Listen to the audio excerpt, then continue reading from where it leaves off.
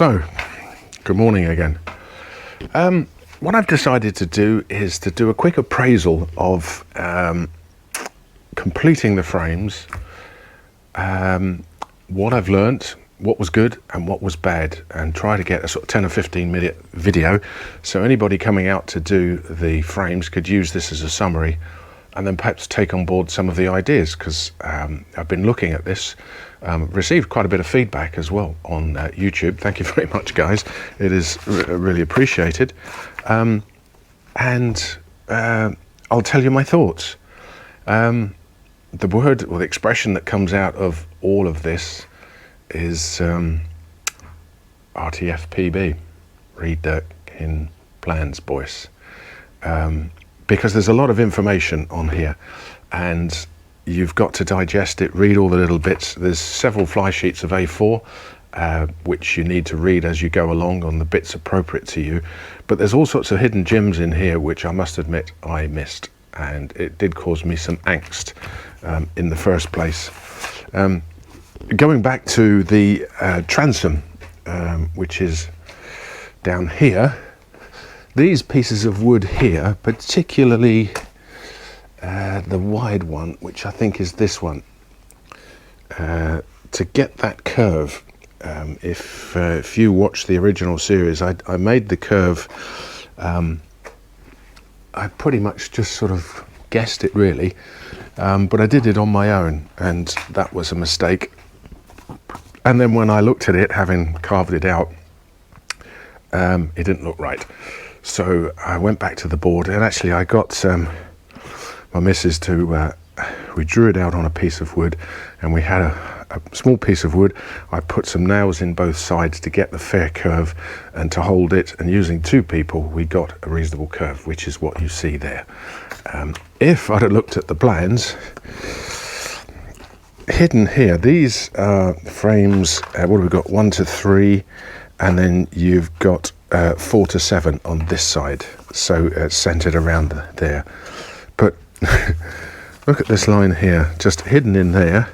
There's a base for the transom camber, there's a straight line there, and there it is. There's the camber, and it even says transom camber pattern plan view, but it's kind of hidden in there, and yeah, that's Jesus, that's very easy to miss. And so I could have done the same and used some carbon paper and put that on the wood, and then I've got my curve from there. So, but I got there actually by another method, and what I've looked on here is replicated exactly. It's fine. The second bit I did was the stem section, and the stem section is here, notch for the keel. Never quite understood what this is bit here, why this is in, because you notch this out, because this is where the keel will lie on the stem section. So that didn't make sense. Did this, got up to all of this, and then I'm looking at this breast hook position here, thinking, okay, so you got a bit of wood behind there and a bit of wood on top, and this is actually drawn wrong on the plans. This is the breast hook section here, and as you can see, it's a little different to there, because here you've got one piece of wood ending at the back of the stem and another piece at the front of the stem, and this it goes halfway. And this is actually factually correct, because this is where your longitudinals will come in and they will bolt into here, and that will be faired off to them, and that will form your bow section, but the two don't correlate. So I was massively confused. I put a note up on the Glenelg forum and said, can anybody explain? And I think the best piece of advice was read there's a book, How to Build a Plywood Boat, and it has a section on the nose section, and it detailed a picture actually of those two pieces of wood in some detail. Then I thought, okay. And then I came back and I looked at the plans again. Oh, bugging me, look at this. I think this has been an add-on probably from feedback, but there it is. There's your two pieces of wood. That top piece goes over the top of the stem section there and is shaped like that. The bottom bit, as you can see, slides in with a tooth at the bottom, and that's where this is in error, because that doesn't show that tooth. That should be coming halfway along there to reflect that piece of wood. So the plans are slightly confusing, But if you RTFP-B, you would have got your answer without everybody on Glenelg thinking, what a numpty. But they did. Some people came back with drawings and bits and bobs. It was very helpful. So I managed to get past that, and I made up my stem section. Then came the rest of the frames, and it's kind of tarnished really with this business of lack of symmetry between the two sides, and it all revolves around the center line up here and the setup level, which is there. And those I drew on my table. There's one there, and this center line is there, and up the top there, and I put it on, and I put my paper, carbonated paper, I drew that on the wood, and then I turned the plans over. But each time you finish the plans, you know, I was doing this, folding them up, and you can see how worn they get. There's a tea stain, there's a bit there. This center bit here, which is used a lot, obviously got torn because I was trying to find the center point there and putting my pencil to make sure the second bit on the reverse side came and touched exactly there. But you know the story from before, that the tolerances, they've been up to 8mm out between the two sides, and it wasn't good enough. And I've been going back over the frames and just trimming bits off to make them symmetrical. That seems to be the ideal place. The rest of them, they're pretty close. They're within my 2mm. Somebody said to me, just remember, Nigel, you're building a boat, not a piano. And you got to keep a sense of reality, haven't you, on all of this. But nevertheless, I want to strive, if I can, for as near as perfection and to within 2mm as I can, and that's what I've been doing, and I think I've pretty much achieved it on these frames. So what to do? What's a better system? A guy has emailed me and said, I'm scanning them in electronic form, and then I'm just going to print them off, or get a printer to do it, and then he'll have a large full-size sheet of paper for presumably half or the whole frame. I thought, well, that's a good idea, but how the hell do you scan these in? I have no idea. The carbonating paper, it kind of works, but the whole thing with Glenelg, bless them, is this is kind of 1980s technology. These are plans going back to the 60s, 70s, I think, and these are obviously updated. But this business of carbonating paper, surely we can do something better than that. So this is what I thought, if I were doing this again, what I would do. Buy 2 sets of these. I think it was $320, and you can get yourself a whole extra plan. So you can actually cut these out to the frames, and the way to do it, because you see they overlap, is to get 2 copies of the frames, and then you can cut this one, frame 4, out there on one, and it comes all the way down there, and you can cut out frame 7 because he's inside that, and you can draw the inside pieces of wood that are 90, you can scrape them down there, then you can cut this out, and then with the frame section, the half section cut out, you could glue that to your piece of wood, and then you could cut 2 pieces of wood, couldn't you? Because these are symmetrical, and on the bandsaw, just do 2, and then one will turn over, and that has to be then exactly symmetrical because they've both been cut at the same time, which is what I've done mostly. Anyway, then we come on to frame 4, and that is down there. Then you need to do frame 5 on your second plan, and you cut this one out, and it comes out to here. But you then can't do the inner section of this, so you can only get the outside of frame 5, because then frame 4 comes inside, sorry, frame 6 comes inside of that, and you need that. So frame 6 you can certainly do, and you can cut out the whole piece of paper. And you'd get away with that. Frames on the other side, doing 1, 2, 3, and the transom are easy because they get smaller. So each one can be cut out. You could do frame 5. You couldn't do the inside on there, but you could get the outside and then just scribe with because that's not defined so much. And then you could cut down to your next one, and then lastly your transom. And that way that you would get your exact dimensions off the plan, and you would be able to attach it, glue it or whatever to the piece of wood, and then cut it in your bandsaw to the exact dimension. And as I said, by doing 2 you would get symmetry.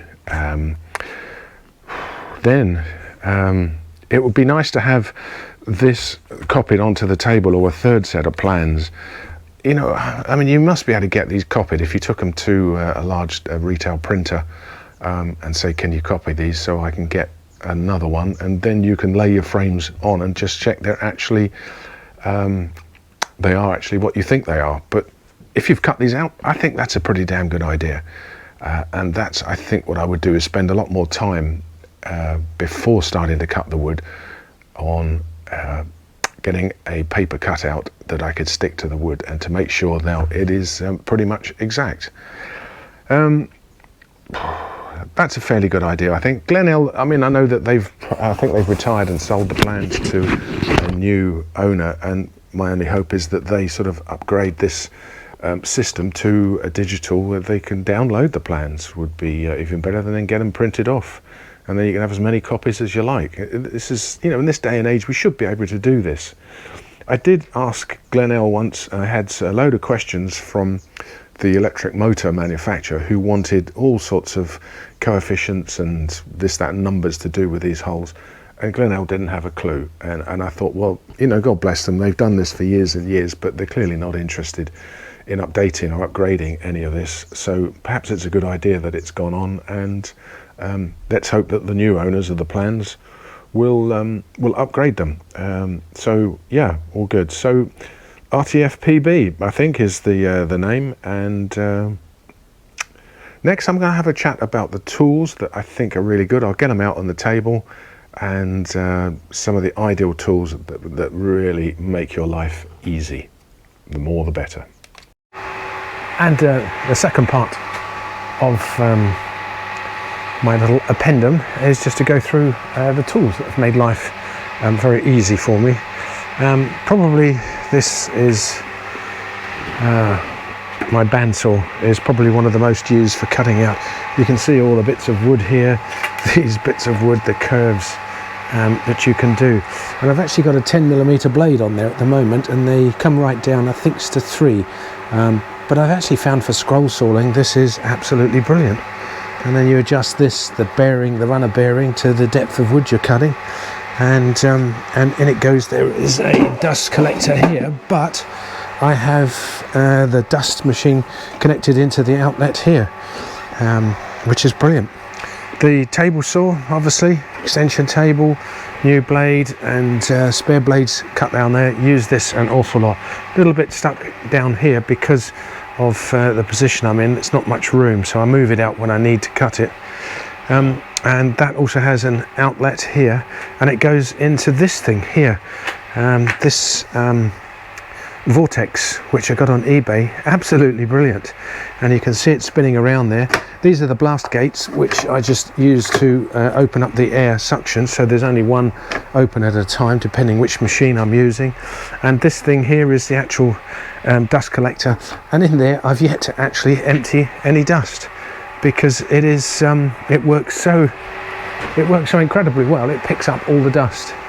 The other machine that is absolutely brilliant is this. My sanding machine has a dust outlet there, and I use my Henry Hoover, just plug him in there to take, because he produces a lot of dust. You've just got here this perfectly flat, and it's 90 degrees to the sanding blade, and it's fantastic for your pieces of wood, whatever you want, joints or end pieces. If you put it in there, you get a perfectly flat, perpendicular finish, and I generally leave it about millimetre proud, because you've got sawing, you've got variations. This thing makes it absolutely perfect. And what I've done with all of mine is to put in a foot switch, kill switch there, so I put that on, and then if I take my foot off the switch, it kills it. Perhaps not so much for this that is so important, but certainly for the jigsaw, the table saw, I think it's vitally important to have it hands-free, so you can take your foot off, kill the power if you start getting into trouble, because the on-off switch is located down away from the table and is not such a great position. Tools-wise, here we go. here's all my tools. As you can see, I'm a fan of DeWalt, the 18 volt, and I've got these, the 5 amp hour batteries. They last all day. They have little LEDs on the back there to tell you the battery charge, and I've got 1, 2, 3, 4, 8 devices and 4 batteries, and that copes very well.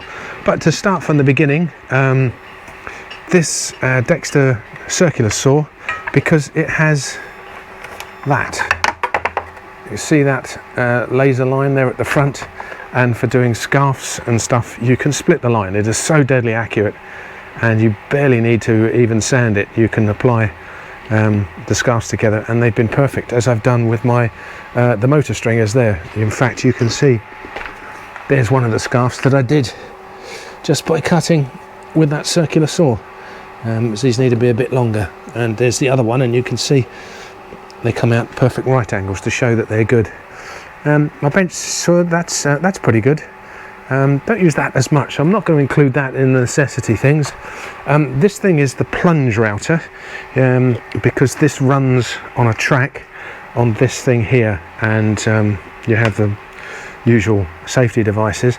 This track is I think it's about 1.8 meters, and it's got rubber pads on the bottom, so once you sit it on the piece of wood, it just sits there. The weight of it holds it down, and you run that along, you get a perfectly straight line. For cutting plywood, I use it all the time because you get a perfectly straight line, and when I'm cutting the deck timbers and stuff, that's going to be invaluable. This thing, the DeWalt, the cordless, is just because it's portable, it's smaller, and it's just very handy when you want to make a quick cut of a piece of wood off the wood pile.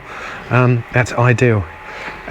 This, the electric planer, because the DeWalt has got double, there's one blade and there's the other. There's 2 blades on the drum, whereas others I've seen have only the one. Don't know if it makes any difference.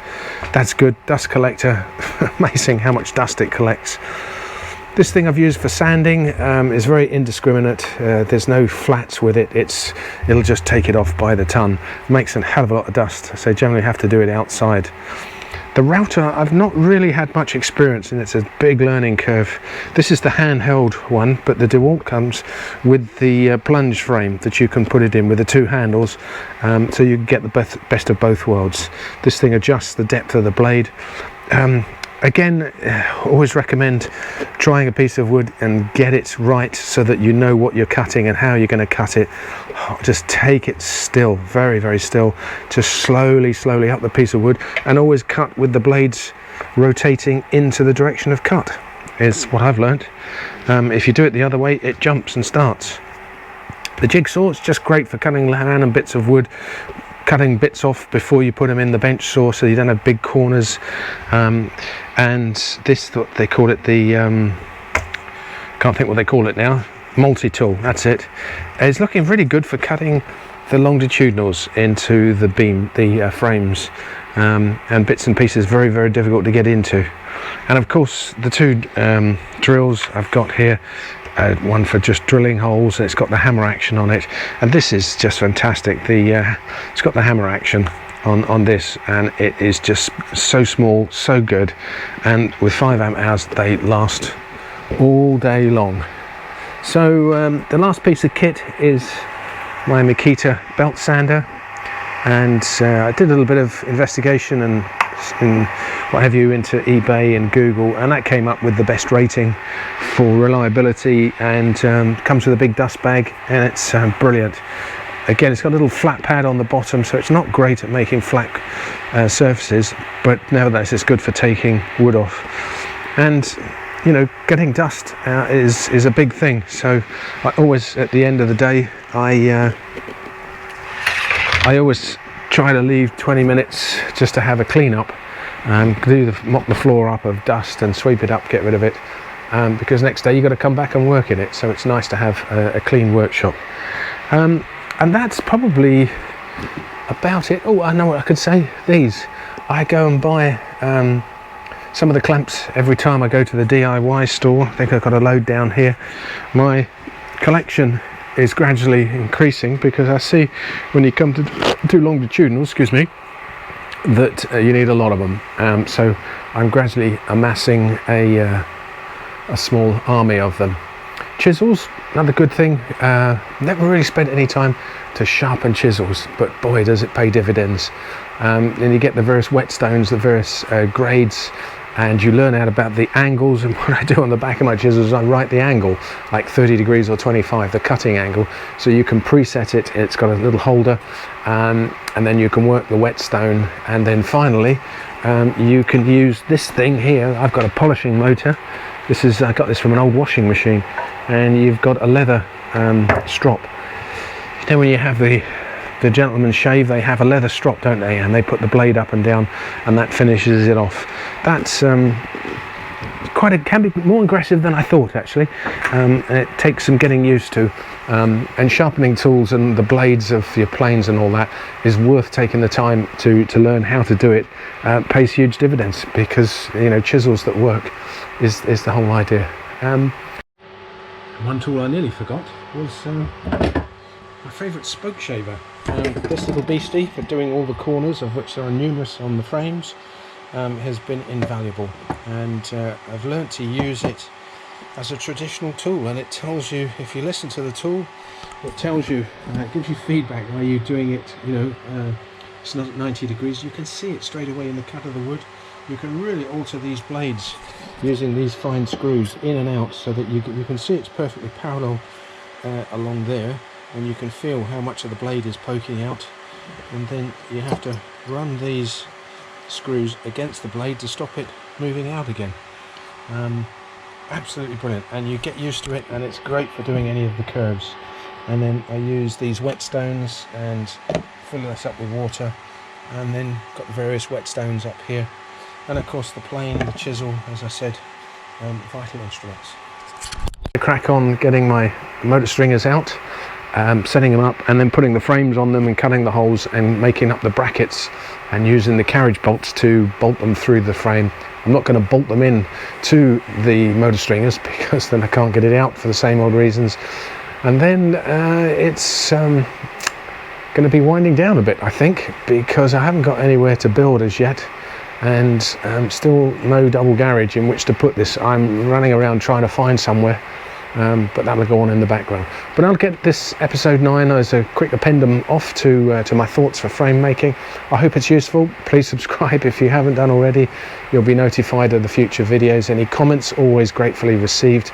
And I hope this is helpful to anybody who's about to build Barrelbacks, Mallinis, or any of these Lenel craft. Have a great day. Cheers.